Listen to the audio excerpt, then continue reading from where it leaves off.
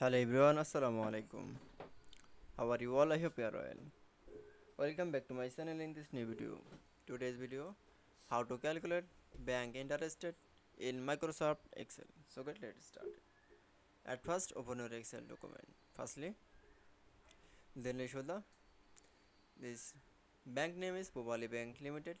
Is you think that is the Popali Bank in the monthly deposit on 1000 taka and there's 5 years, and then how this future value is amount this interest rate is 12%.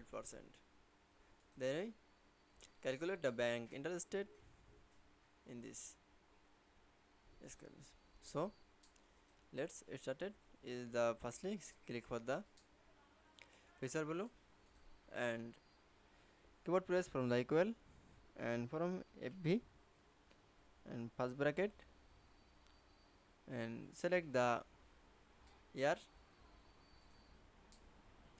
then slash 12 comma select the interest rate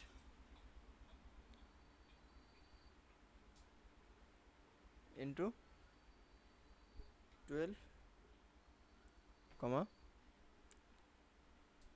and monthly deposit the select. Now close the first bracket. Now control for enter.